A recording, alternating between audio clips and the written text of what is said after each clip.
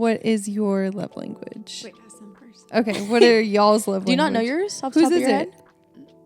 I don't know. I'll go first. Physical touch. So Mine is also physical touch. That's y'all's number one? That's my number one. Words of affirmation is like, boom, right underneath it. That is me with quality time. It's like neck and neck.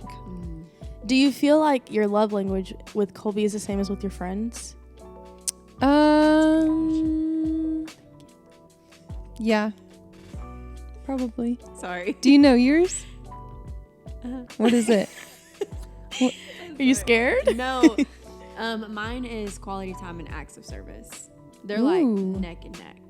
Okay, interesting. But I think that's because when I feel like I'm in a stressful season, if you do something to take stress off my plate, I feel so loved.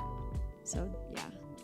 I'm surprised hers isn't physical touch. I was thinking the exact too. same thing because you give physical touch a lot. I give physical touch now, but physical touch has always made me uncomfortable because of my history. I remember when we first became friends and she would stick her arm out and be like, scratch my arm.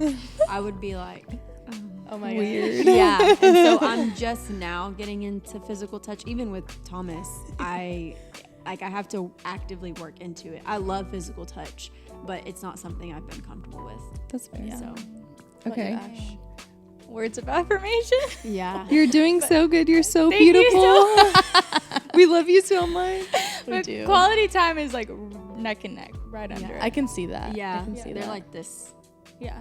So They we go My all hand in like hand. quality time is time. moving up, I think. And my acts of service. I love everything. I want everything Yeah. I from love everyone. everything. I love gifts, but You don't feel like I don't feel the most love when someone gives Me me a neither. gift. yeah. Me But if neither. someone were to write me a card, I'd be like, oh my gosh, Yes. they love me Yeah. so much. Cards are like a better gift than Then a gift gifts in and itself. material. But not like a stinky card that's like happy birthday exclamation point. a stink. I want, Like a I whole want you card. to tell me everything you love. So that's how you know words of affirmation is high for Yeah. me. yeah. That's I good. like that. Okay. Wait, what did you say about Colby and your friends? Did you feel like it changed? Yeah, I feel like it's the same. Oh. I just had to really think about it for a Yeah. second. Yeah. I feel like mine's the same too. Do y'all feel like y'all's love language has changed recently? Because mine hasn't always been physical touch. Words was like strong for me for like 5 years. I feel like my fellow moms out there will probably attest to this, but physical touch as a mom is way different than like physical touch from your spouse. So there's a lot of days I'm like touched out because I've had the baby on me and like both of my boys are really touchy. And then at the end of the night, I'm like, touch me, like, but I want Colby to like rub my feet or like play with my hair. Like, I don't want to be touched and like we're cuddling. Like, I want to be where I'm Like just receiving the touch. Yeah, intentional touch. Yeah. I feel like I've heard other moms say that actually. Yeah. I've also heard moms say when they became moms, acts of service got higher for them. Yes, I could see that too. I felt really loved. Colby did the dishes the other day and I was like, you do love me. Even today he vacuumed before I got back. He's like, I vacuumed, you don't have to vacuum. I was like, thanks. It really is Sweet. the little things. It is. Yeah. That's why acts of service is high up there for me too. Well, welcome back to Eden Awaits. We're so glad y'all are here with us. And we're talking about love languages as our icebreaker today. If you haven't taken the love language test, I highly recommend it. Even as someone that's single, it helps to know what that is and how you receive love. But as something in your marriage, it can be a real game changer. I remember me and Colby took the test probably like 5 or 6 years ago, and we were like, oh, dang, our love languages are the same. But we weren't good at showing them in that way. Like, I show my love in acts of service a lot. And so I'll be like, oh, I cleaned the whole house, expecting him to be like, oh, thanks, I feel so loved. But he's like, I really wish you would have just like sat down and watched TV with me, you know? So it was like so helpful for us to like learn that. So yeah, if you're single, married, whatever, highly recommend the love language test. Yeah. So marriage is our topic today, and it's really exciting because it's the best thing ever, I think. In Genesis, when God created the world, he created Adam and he said it wasn't good. And so he created Eve, and then the two of them together was good. And I think that that's really how life is. Like when you finally are married and you have your person and you guys are like doing life together, it really is like the greatest and most beautiful thing, especially if it's God-centered, because been in marriage where it's not. Colby and I, we were both saved when we got married, but I would say we weren't acting like it. And as we've grown more in our marriage, it's one of those things that's ever changing, but involving the Lord in it has made such a difference, and it's become so much more beautiful since we took that step. So we're talking all things marriage today. Me already having questions. Let's do it. Like, what are your questions? Even just hearing you talk, I'm like, for someone who's super practical, what does that look like to involve God in your marriage? Pray together every day. That is like the number one thing. I saw this on a TikTok, and I'm not going to say everything on the internet's right, but it was like, I think legit, it's like over 90% of marriages of where the couples pray together every day, last. So like you're like upping your chance of staying married significantly when you pray together every day. What do y'all pray about? And like, when do you pray? Do you have a set time? Yeah, so we pray every night as a family before the boys go to bed. We're all in their room, and we all take a turn praying together.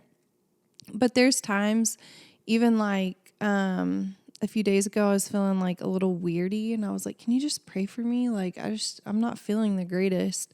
And so he stopped what he was doing and he prayed for me right then. And so just really anytime, like you kind of always have that like prayer partner, built-in prayer partner when you're married. But that would be like the number one way to involve God, I would say. I do have a question about that. Yeah. 'Cause you said, It's just Q&A, me and you asking them questions. No. I want a good marriage. Yeah. Okay, so you said you weren't living exactly how you were supposed to be living. Did y'all always have a prayer time? If not, how did y'all come about implementing that? Like, how did that conversation spark? Yeah, so definitely didn't have a prayer time. I would say honestly, since we had Kyler, that's like when we were like, oh, okay, like now we're responsible for a person.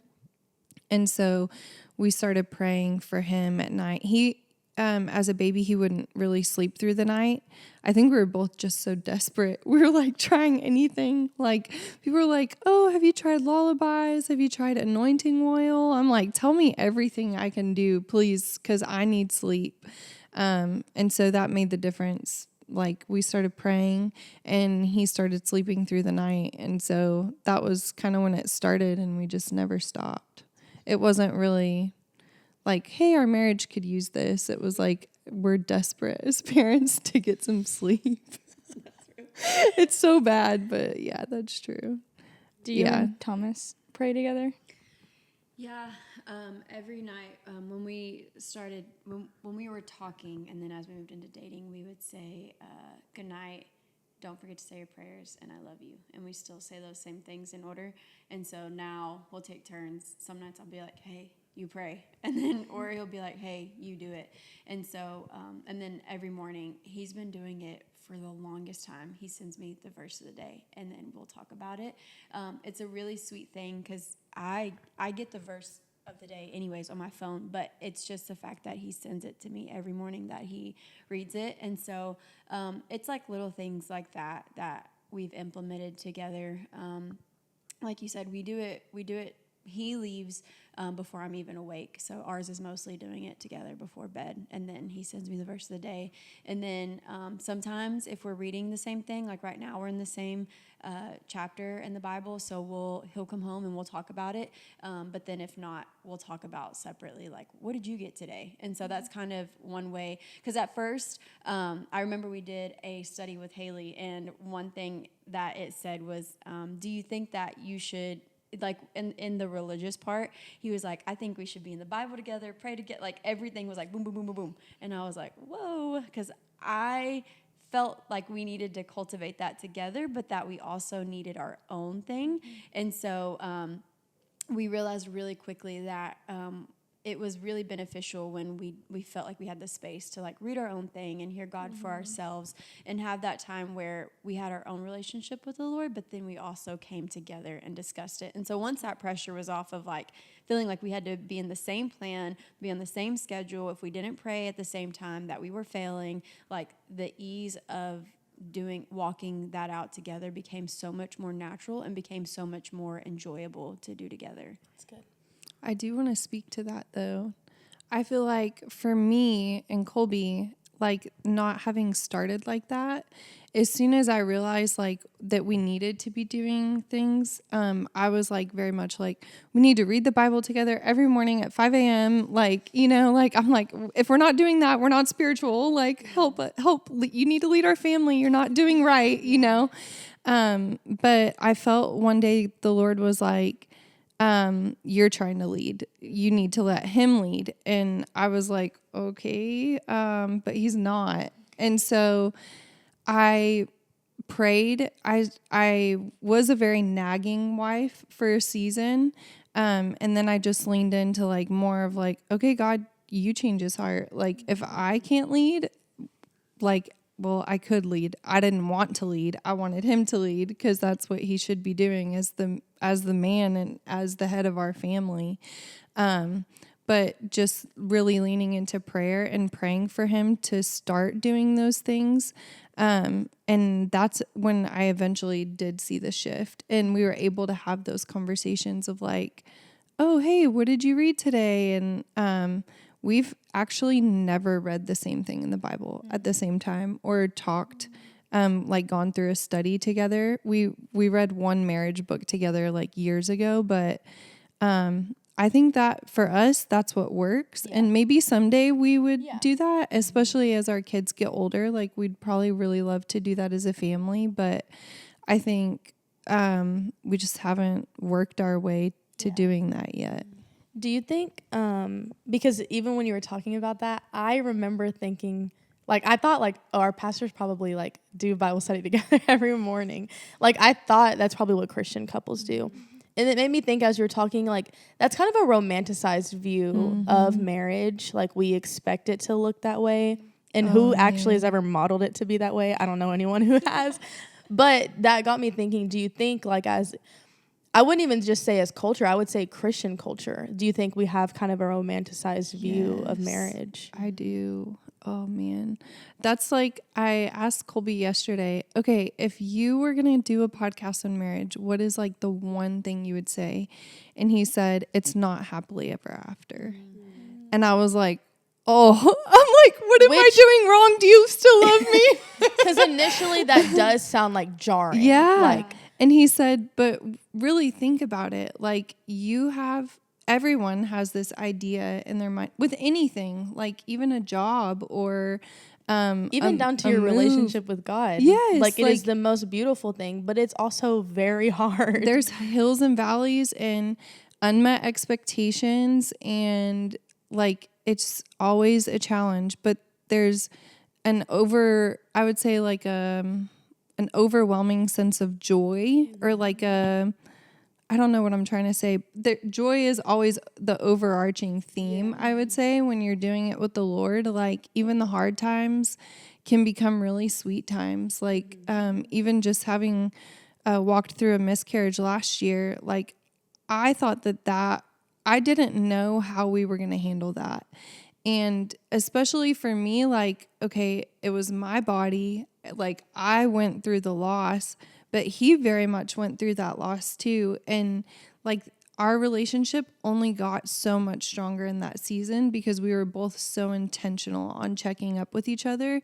And I wouldn't want to go through that again, but man, I could tell you, like, I thought our marriage was strong before that happened, but after that, now I really feel like we can face any loss that comes against us because like we just leaned on each other so heavily in that time.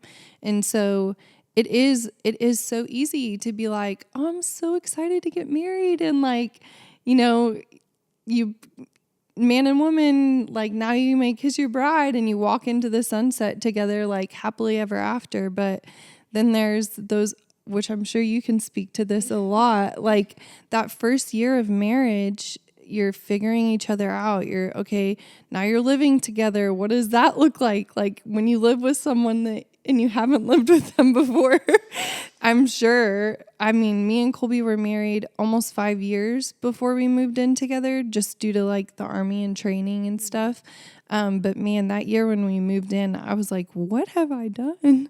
Like, who did I marry? This man, like, he would stack empty pizza boxes up on his side of the bed on like what would be my side of the bed if I was there. And so when I'm in the bed and he's trying to put his trash on my side of the bed, I'm like, boy, you are nasty. Like, this is not okay.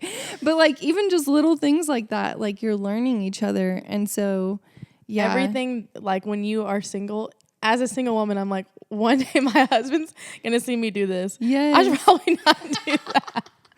Like, For okay, real, though. I have so much hair, and I have to, like, when I sleep with my hair in a bonnet, I'm like, my husband's gonna see me like this. I mean, I'm still gonna sleep with my hair in a bonnet. But you think about that. I don't know if you do. Yeah. As single women or men, like, there are things that I remember one pastor had talked about how when they got married, he was like trying to get with his wife, and she said, "Boy, you haven't showered in 3 days."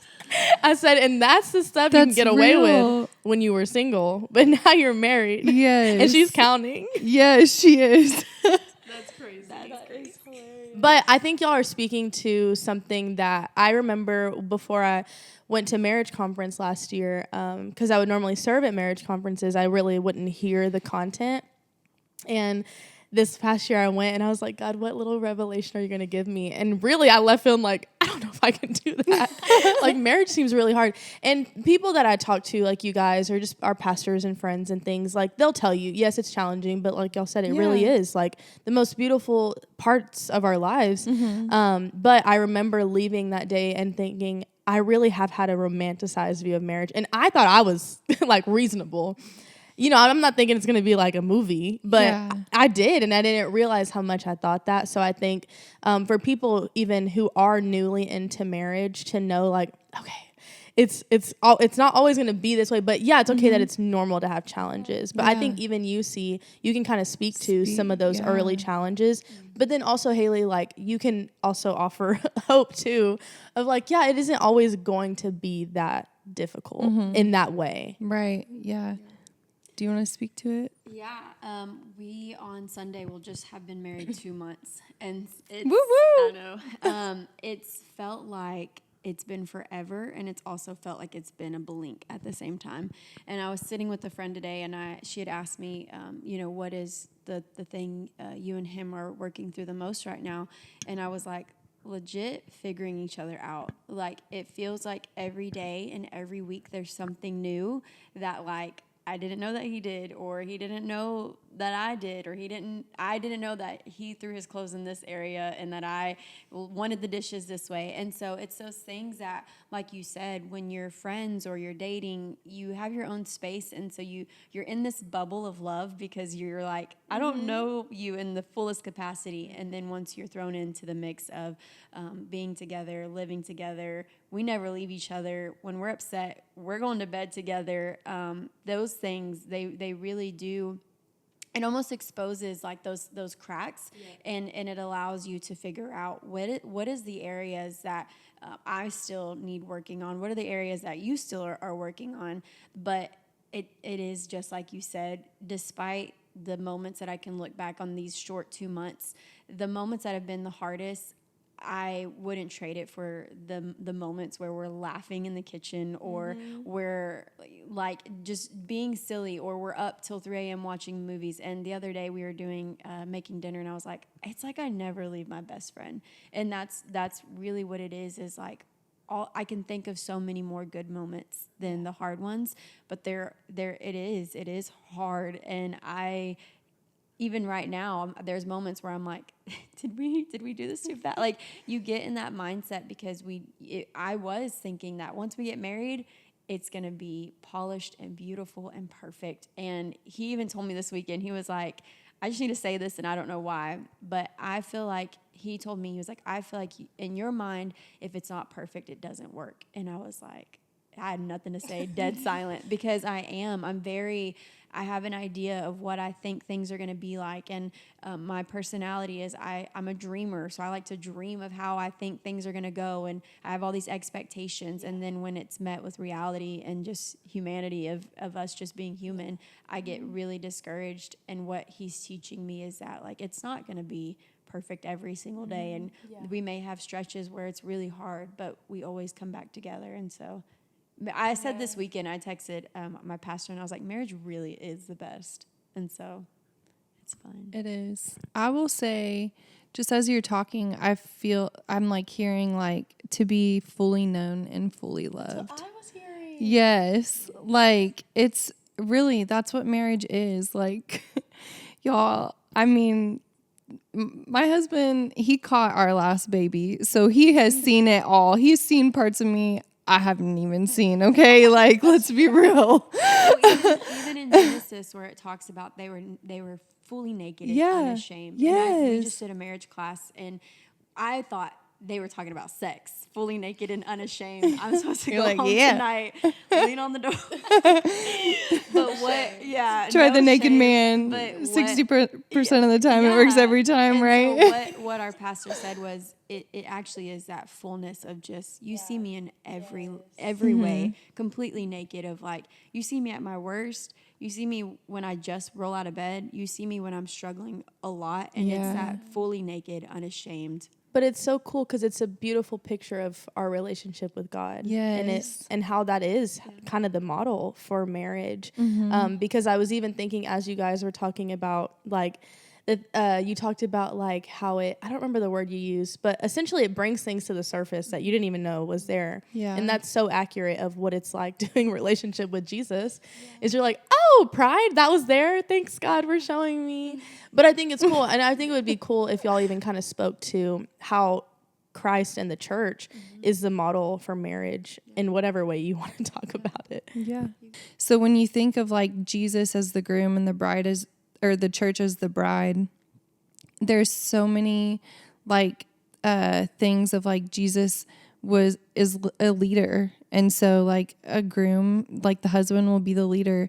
Jesus was like willing to sacrifice his life for the church. And so like even just that sacrificial love, and even kind of in a way protecting, like because his death was protection for us from hell. Like there's like that that protecting and that caring. And then as the church, like we're meant to give it all for Jesus, you know. And as a wife, I'll say like that's where I have the hardest struggle, is like full submission to my husband. There's a lot of times that Colby's been like, yeah, no, we're not doing that. Or, hey, we're going to do things this way. And the Lord convicts me so hard when I'm like, I don't want to do that, because I'll straight up tell him like, no, that's stupid. I don't want to do that. And the Lord's like, you're not the leader of this house. Like your husband is, you need to honor him. And so as the church, it's just like fully submitting to the Lord. And I think for me, marriage has really helped because I'm practicing that submission to my husband daily. And when I say submission, it's not like I'm like, yes, master, let me do your laundry, master. You know, like I think, well, some people I was actually going to ask how to speak on that too, so this is good. But like submitting in the way of like, okay, yes, I honor him and I want him to be the leader, and I don't want to take that. It takes a level of trust too. Yes. Oh my gosh. Yes. Trusting. That's another thing I feel like I struggle with the Lord. He's like, these are all the things you struggle with me too, are the things that you struggle with your husband. But it makes you holy. Like I've heard people say like marriage isn't supposed to make you happy. It's supposed to make you holy. And it does, because that closeness with that person reveals like really the areas that you're struggling with, even with the Lord, and how you can better your relationship, not only in your marriage, but your relationship with God, and, you know, living better for him. But will you talk on how, as a woman, can I be safe submitting to a man? I would say when you know that he's submitted to the Lord, that makes it easier to submit to him. But even there's going to be things that you may not see eye to eye on necessarily. And kind of like how I said earlier, like I'll be like, I think that's stupid. And God's like, check yourself. There's also times that I feel very strongly about something that Colby is feeling the opposite. And so we will have to sit and, okay, well, we don't agree on this. Let's pray about it until we come to the same conclusion. Like, for instance, I'm starting homeschool with my son. I was so anti-homeschool. I'm like, I don't want to be a teacher. I don't want to do that. And Colby's like, hey, I really think we should just keep praying about it. And we did during prayer and fasting in January. We've prayed about it for months. And then finally the other day I was like, okay, cool. We're going to homeschool. Like, because I felt the Lord showing me over and over that that was the right thing to do. Even though 5 months ago I would have been like, no way. Like, I don't really want to do that. Like, let's look at other schools. Let's keep looking for other schools to send him to. So, I mean, that's just one example of like so many in our marriage where we don't see it eye to eye, but we've prayed about it and come to the same conclusion eventually. And so it is hard to be submitted to someone when you don't necessarily agree, but if you're both submitted to the Lord, that will make it easier. And also, it's in the Bible, it says that the man is supposed to love his wife as he loves himself. And he's laying, as Jesus did, he laid down his life for his bride, which in our case, the husband's laying down his life for us. And so, and in that, you can trust and be submitted to him because you know he's always in your best interest. Yeah, that's good. Yeah. That's so good. Yeah, great. Love that. No. Ask more questions. Well, I actually have something to say, but maybe I shouldn't say it right after that. Oh, because it's going in a different way. Well, let's change it. Let's change the route we want to go. Okay, I was gonna speak on if it to the single people real quick. Okay. Yeah, do it. Is that okay? Yeah. Okay. But I also want to speak to the people who aren't in a marriage yet, but who one day have the desire to be married. I encourage you to really sit down and define what a healthy marriage looks like. Mm-hmm. And the reason I say this is there's so many people who don't have a great healthy marriage to look up to. Mm-hmm. Maybe you come from a family of divorce, or maybe you have people in your family who are married, but maybe it wasn't the healthiest relationship. Mm-hmm. And so I really would challenge you, after you define what a healthy marriage looks like, is look even in your church or around you. What do you see that you like in a marriage? Oh, that's something that I'd want to take with me in my marriage. Something that stood out to me that I had no idea was, it sounds silly, but I was at a church service and our pastor was praying over our lead girl pastor was praying over our male pastor before he went on stage. And I just looked and I admired them for doing that. I was like, I want to be a wife that prays for my husband before he goes out into the world and does whatever he's called to. And it sounds silly. And at the time I was like, I'm not that person. Like, I'm not about to go up and pray for you. You know, it just was so far outside of what I've ever seen. Mm-hmm. And so it's things like that when you get outside of like what you only know, that you begin to see, okay, these are the things that I like in a marriage.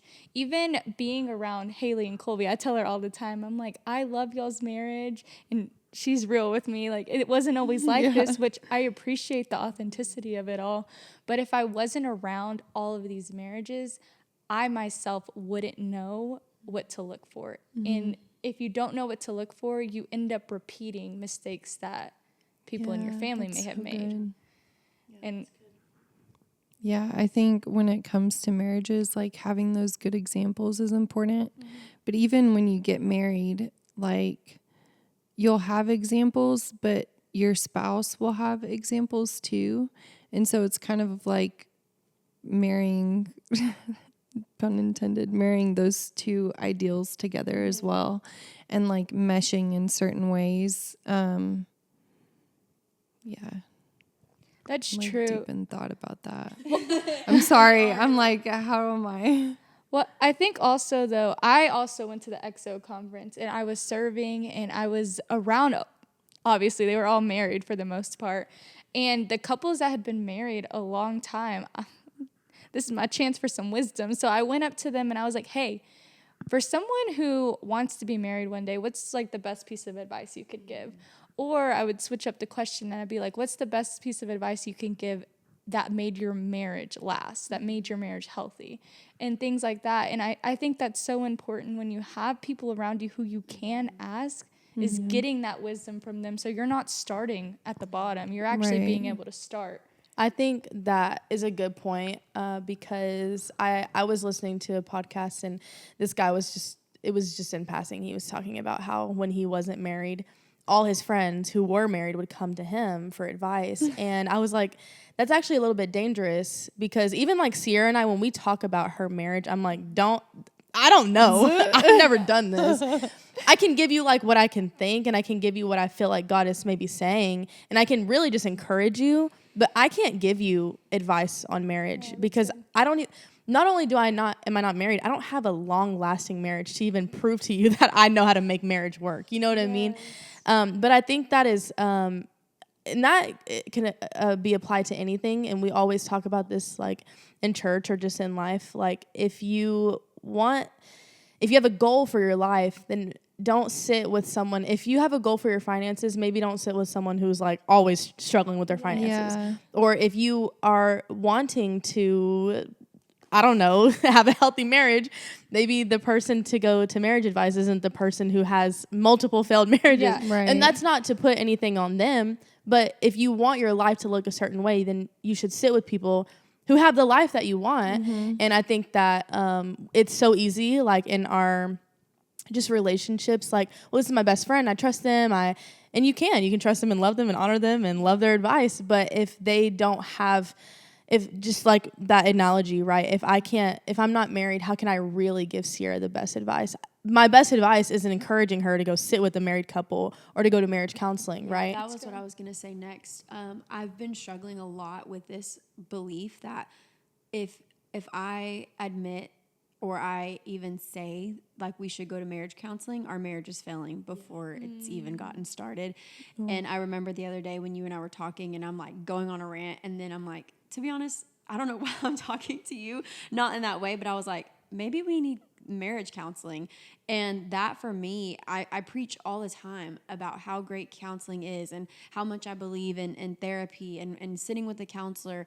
And yet here I was sitting under this shame of like, if we get help, then that must mean that something's wrong with us. But what I realized is why would we wait a year from now, 2 years from now, when we're in the trenches, when we can get out from underneath it now? And really what it is having somebody, like you said, that necessarily, I think we have amazing couples in our life, but going to somebody neutral that can sit with us and say, I'm hearing this from you, and I'm hearing this from you, and this is what I think. And so I think also that idea of counseling, even in the realm of marriage, even when you're just started, even before it gets bad, like, I feel like there's a saying. I was going to say, like, if your house catches on fire and, like, you're trying to figure out, hey, what do we do? What's our evacuation plan? Yeah. So maybe have that before the fire. Yeah. Or get the insurance before your house burns down. Or, like, you take vitamins, right? Or you do anything to keep an issue from arising. Yeah. So why is it any different with our relationships? Yeah. Like, you don't have to have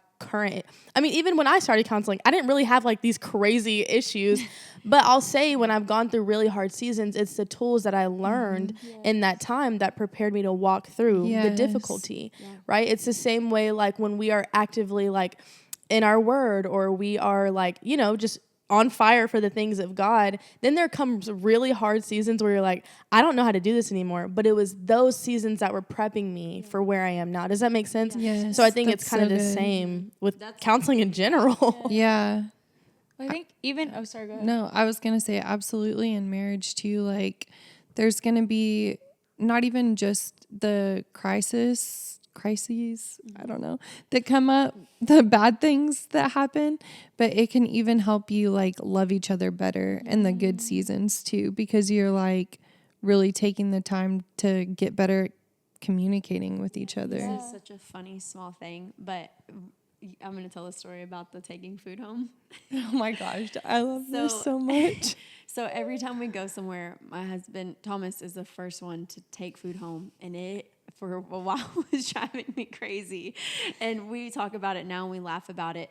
But I could not figure out why it was triggering me so much that he would jump when somebody would be like, take food home. And he would be like, we'll take it. And I'd be like, do not be the first one to do that.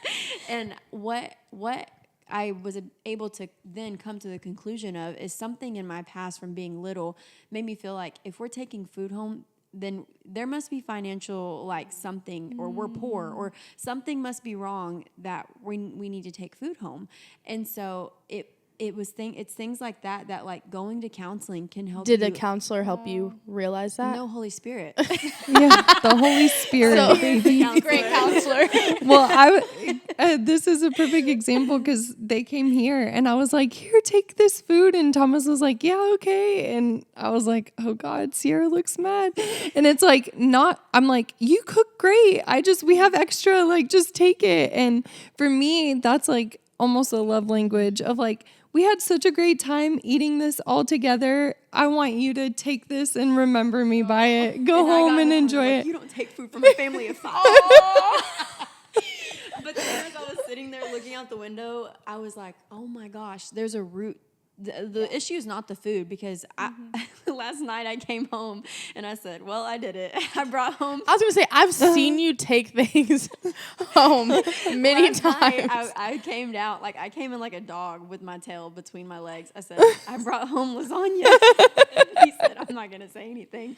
But it was being able to come to the conclusion of there's a root of why I feel ashamed every time you take it that we had never talked about. So every time he was taking the food, I was getting upset. He didn't understand why, but I was under the impression that you should know why I'm upset. Never have talked about this thing, but going to counseling, that's something that I could be like, he always takes the food home. And then the therapist could, walk you through those scenarios. And that's just a tiny, small thing.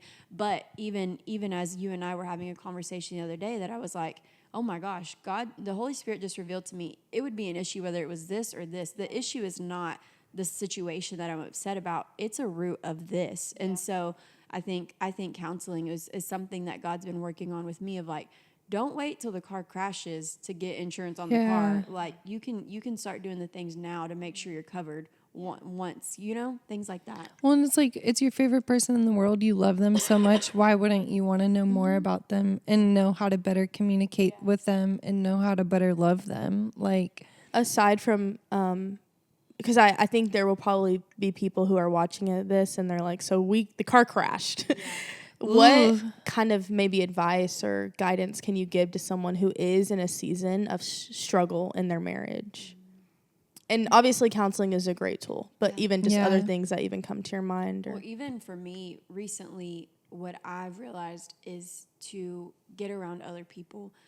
Even today, I was talking with a friend and I was venting and I was like, yeah, can you believe this happened? And she was like, girl, we're walking through the exact same thing right now. And I was like, I don't know why it was a unique thing that only Thomas and I were walking through, but what you realize when you get around other people, and I feel like we say it all the time, but really community, it allows those things that the enemy tells you that you're the only one walking through this.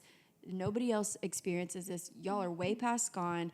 Might as well give up on your marriage before it even gets any worse. And when you sit with other people who may be in it or have came outside of it, you're able to see, like, I remember we had a situation, I think it was in our first month, it was really rough just with having a major surgery and getting married. And we just walked through so many things that I was like, it felt like once I sat with somebody, I could breathe because I was able to realize, oh my gosh, we're not abnormal. We're just two people figuring out marriage, that we have a million other people that are saying, hey, we will link arms with y'all until y'all are ready to then move forward. And then we'll link arms with other people. And it just really counseling, but then getting around people, you want to surround yourself with people. And that for us has been such a help. I think there are also dangers to being around the wrong people.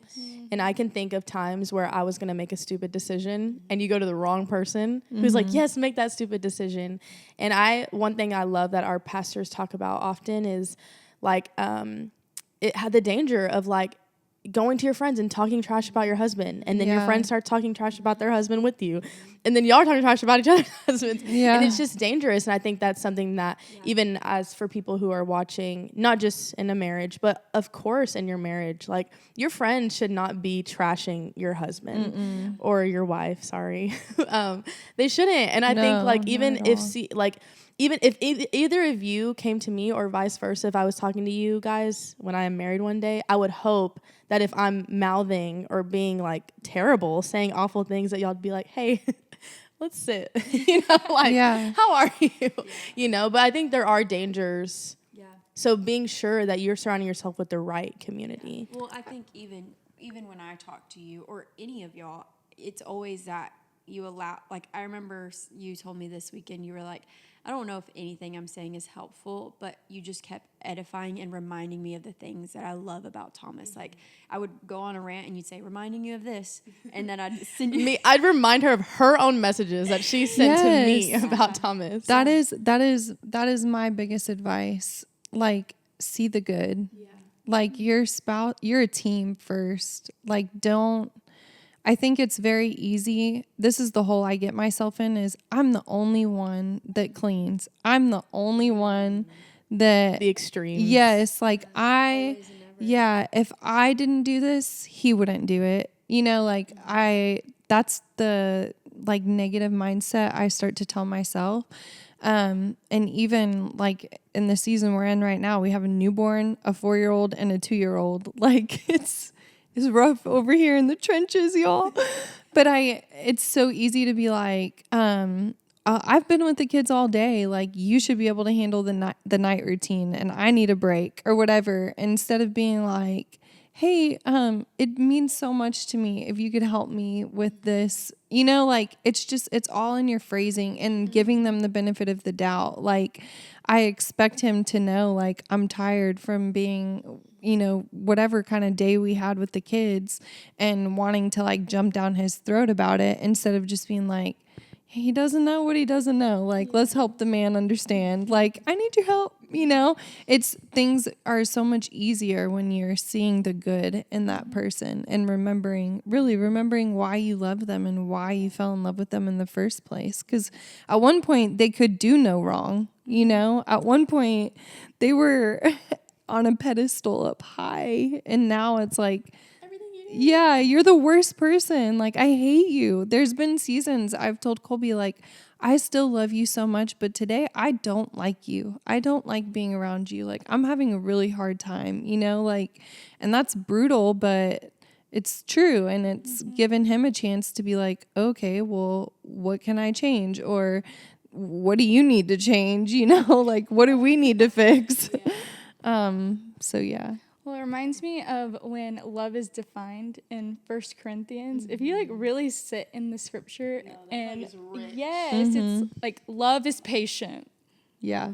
Love is kind. It does not envy. It does not boast. It is not proud. Yeah. I remember when Thomas and I first said the I love you word, and God snatched it out of my mouth for a season that I couldn't say it because my fuse was so short with him. And Thomas, we did a test with Hailey, and he was 100% scorer. He's so perfect. Yes, he is. And I was like, let's get down really. Yeah, are you really like, this perfect? I had like 15 flags, but the way you're like, I love that you say that, because when you're operating in flesh and exhaustion and tension and frustration, and you go back to that scripture, it's a little bit Well, even like love doesn't keep record of wrongs. Because scorekeeping, I got a list. Yeah, that's so good. Have y'all heard where you put like your name or the person's name in there instead of love? So like, Hailey is patient, Hailey is kind. Like, if you can't say those things about yourself. I'm retracting, I love you today. I like you very much. Yeah. Hailey, what about you? Are there things like how could you encourage someone who's walking through. Yeah, I would say remembering like what you love about them and remembering that you're on the same team. And also like you don't always have to be right. I wish that's one thing I would go back and tell my younger, like just married self is like, you don't have to be right all the time. And you're probably not right now if you feel like you should be right. Like kind of like worry about yourself first in a way. Like if there's tension and there's problems, like you may be contributing to that and you may have a trigger, kind of like the food. Like you may have a trigger, and so give yourself a second to sit with it and see why you are so triggered by that person, or like whatever it is that they're doing that's causing the issue. Like really sit and kind of allow the Lord to speak to you on it as well. Well, also I would say major on the majors and minor on the yes, minors. Yes, that's such good advice. In the last 2 months, that's one thing that I've realized is I came in with so much control of like, I liked the dishes put up a certain way, and I wanted the cups to look a certain way and the Tupperware to be stacked a certain way. And once I realized that, I was much more thankful that he even put the dishes up or did the laundry or did whatever. And I was able to like stop being so nagging and was able to see how much I was thankful that he did it. It completely shifted things. And I talked with my pastor. She was like, I wish I would have learned that way at the beginning. And I'm thankful that I can listen to other people that are saying, I heard somebody once say, if you listen to the people that you look up to and that you honor and admire, they can move mountains for you a lot quicker than if you try to do it yourself. And I've realized that in taking the advice or the things that I remember for a year I sat in a group with all married couples. I was the only single person in the group, and I would just sponge up everything. And I remember when I stepped into marriage or dating, looking back then, I was like, I remember they said this, and we can bypass this mountain a lot faster if I just do what they said, and I lay down my pride, or and I always get humility and humble mixed up. Yeah. But if I can have some humility and just say, I'm wrong, I'm not right all the time. But I do have a question for y'all too. Yes. So for people that are watching this that may not be married, what are some practical things that you guys do to prepare for marriage, or about who your husband, like the things that y'all, like, what are some practical things that you guys do now to prepare for marriage when y'all step into that season? I think for me, probably the biggest thing is just aligning myself with God, because I had a very romanticized, not because aligning yourself with God is good, you should just do that. But I had a very romanticized view of marriage, and I didn't really know who I needed to be and what I wanted in a spouse. And so for me, I think it's also been the biggest challenge, but it is submission to God and what God wants for my life, as far as even the timeline and who the person will be and things that I need to still work on, things that I still need to heal from.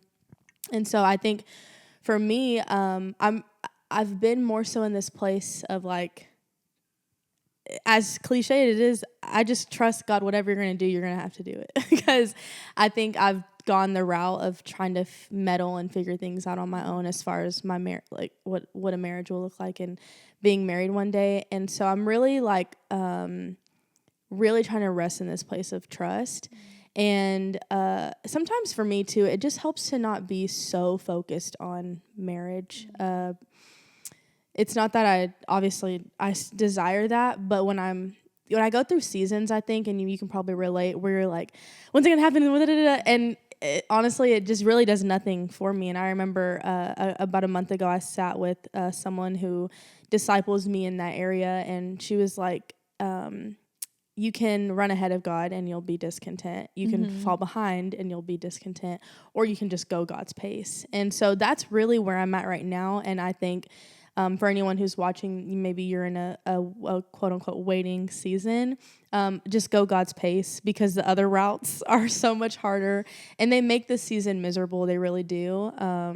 I've done the miserable part and I don't want to do that again. Yeah. So for me, that is probably the most practical. But there are other things like I do, like when I have dreams about my future spouse, I don't just like let them sit. I really do try to understand what I feel God's speaking, or if I get a word. Me and Ashley talk a lot.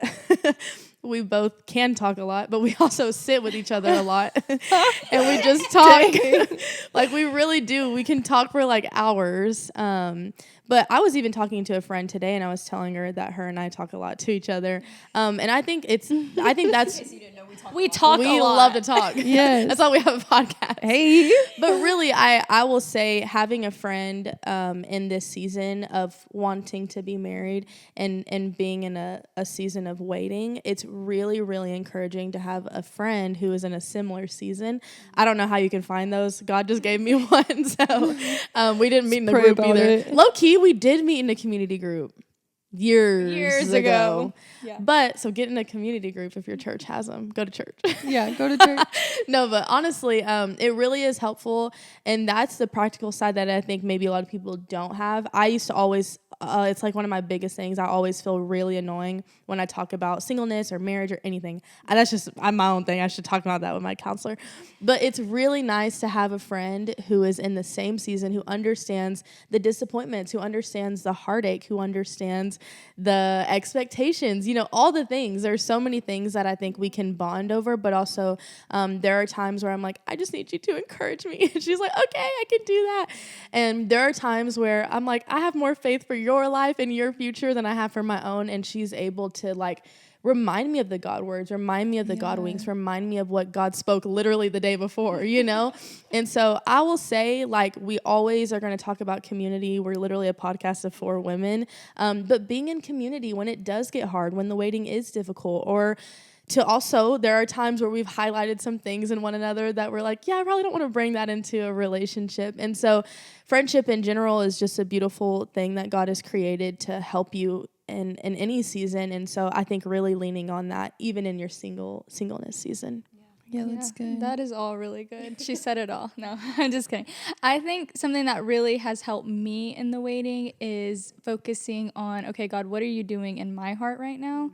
And I remember making a list, and I've said this before, but of what I would really like if my future husband had these qualities. And some of them I didn't have at the time. And so that was a challenge of like, okay, God, do in me, like whatever it is I need to get out, whatever I need to get in, work on my heart so that when I'm prepared, I'm not going to miss it because I prepared. And if he's the one that needs to be prepared, I can be patient. Love is patient. Ashley is patient. Ashley is patient. Yes. That's my word for the year, so I'm working on it. That's good. That's a good one. I will say it's really sweet as to be really close with you, Ciarra, but to see the seasons change and even when we recently went on a trip together, to see y'all two kind of cultivate this. I'm not gonna cry. Shoot. Oh, jeez. We don't made it this far. Oh, I know. It's just really sweet. Because that was one of my biggest fears when I stepped into marriages. I felt like I was leaving you behind. And God, just to watch you two walk out friendship together in such a beautiful way of seeing how you two encourage one another. And even Ashley, how you encourage me, even yesterday. Like, y'all both have such a special way of being able to sit, all 3 of y'all, but specifically y'all have a special way of sitting with us in the things that God's doing in our life that I know that you two want for y'all's life. And y'all do it in a way that I never feel like it's out of, how do I put it? I always feel the genuineness when you two speak to our lives, even before this podcast. Like, there's things that you guys don't see, but y'all two praying over us as we're speaking on this, like, it just shows y'all's heart for the people around y'all, that y'all aren't bitter or resentful for the things that y'all don't have. Y'all are so hopeful and expectant. And I know it looks different all the time, but I'll say me especially, it's just so sweet to watch you two carry one another and to be able to sit with one another. And as a best friend to both of y'all, for me, it's my greatest joy that y'all have one another and y'all have each other to continue the conversation of like, okay, now we feel this way and we're going to go this way. And I always feel so much joy that y'all have that space with each other. But just the way y'all encourage us. And I know there's this fear of like, we're talking about marriage. How is it going to make y'all feel? But y'all are both like, we're good. And y'all are that's so how solid. That's how y'all are. Y'all are so steady and so encouraging. And so, yes, community. But sometimes it looks like getting people around you that it may be different. They may be in different seasons, but I will say it's strong community is strong community. Yeah, that's real. Like y'all are saying about us, but also it's the same for me to get to watch you walk out marriage and to see you have this healthy marriage over a long period of time. To me, it's just encouragement. And I never look at it and think like I deserve that or I should have that. But more so, it's like, oh my gosh, it's like you were saying earlier. Wow, y'all are giving me tools, and you don't even know that you're giving me tools to see y'all walk out what it is to be a wife. You don't know that other people are watching, but we are, and we are the sponges. We're soaking up everything that you guys do, and not just because y'all are admirable wives, but because you're admirable women. And that once again comes back to community. But I'll say like there are so many women in my life that I wouldn't say I didn't have a healthy view of marriage. I didn't know what marriage could be until I came into our church. And that alone has given me so much hope. I know, like, I come from a family of divorce. I really do. Every single person in my family is divorced. And I remember being a kid thinking that was probably my fate too. And I was a kid. I didn't know anything about generational anything. I just was like, I will never get a divorce. And now, being a part of our church, I'm surrounded by people who are in beautiful, thriving marriages. And I didn't really quite know how attainable that was until I came into our church. But also just sitting with you guys and getting to see y'all walk out, getting to sit so closely with you as you walk through difficulty. I was telling her, we had a conversation like 2 days ago, and she was talking to me about her marriage, and I had nothing to offer. I was like, I'm just listening through text. And she quickly told me like what God said. And I was like, it's so fast for you. Like it comes so quickly. You don't fight it. You just allow the Lord to correct you. And that is like literally the key to having anything in your life go right. And so really, like, as much as you admire us, we admire you guys just as the women and wives that you are. And even if this doesn't make the final cut, this is just for us. Like, we really do. I admire both of you and just the wives that you guys are. I really am a sponge, and everything that I see that y'all do as wives and moms, I'm like, okay, putting that in my back pocket. And there's so many women in our church that I feel that way about. Okay. They're watching. They're like, should we click off? This is a special moment. This is a moment for them. Meme was like, can I go now, guys, with the camera? God. Yeah. Our next episode is going to be friendships, talking friendships. So we hope that you'll come back in 2 weeks to watch our next episode on being friends. And we're so glad that you were here today, and we love you. Bye. Bye.